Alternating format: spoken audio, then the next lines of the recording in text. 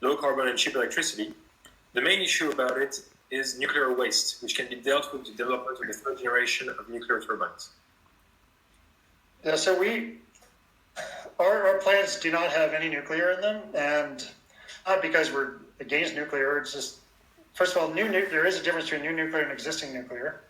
I mean, by 2050, pretty much all existing nuclear will be retired, and we think, in fact, existing nuclear, it can stay open except if it requires subsidy. Like in the U.S., there are a lot of plants that are requesting or have received subsidy to stay open. But you can take that, like in New York, 3 upstate New York plants requested and received about $7 billion just to stay open for another 8 years from now. But that you can take that same money and replace the nuclear with clean renewable energy, which you'll have to do in any case. So it's really an opportunity cost to actually use subsidy to keep a nuclear plant open. So in the case where you need subsidy to keep them open, we don't agree with that and think that those plants should be closed and we should go to clean renewable energy. Existing plants that don't require subsidy and don't otherwise pose a danger, sure, let them go until they retire. But in terms of new plants, they take on the order of, every single plant ever built is taken on the order of 10 to 19 years or more between planning and operation. So 15 years is about average. I mean, there's a plant in Finland, there's a plant in France, Flamanville, there's a plant in UK, Hinkley, and there's a plant in Georgia, in the US that are being built. All of them are on the order of 15 to 20 years between planning and operation.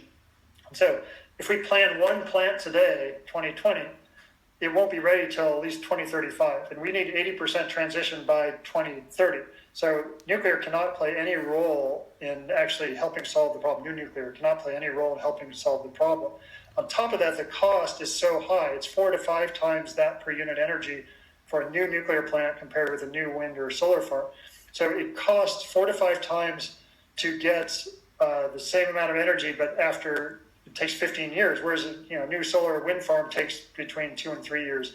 So we're talking, it's just not even feasible from an economics point of view or from an emissions reduction point of view.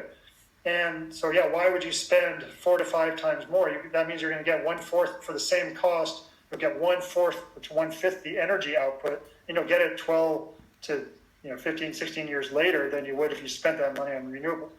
And the problems with nuclear are not just waste. I mean, that's just one problem. Problems are meltdown risk. 1.5% of all reactors ever built have melted down. There's weapons proliferation risk, which the Intergovernmental Panel on Climate Change says is robust evidence, high agreement that there's a serious weapons proliferation risk with the spread of nuclear energy. There's mining risk. 10% of underground miners for uranium have contracted lung cancer. And there's the waste issue, in addition to all the other stuff that we talked about. So we don't think it's a viable future option, and we really should start focusing on things that actually we know work on a short time scale and that we can deploy quickly, and that's really clean renewable energy and storage. So I think I'm gonna ask you one last technical question and then open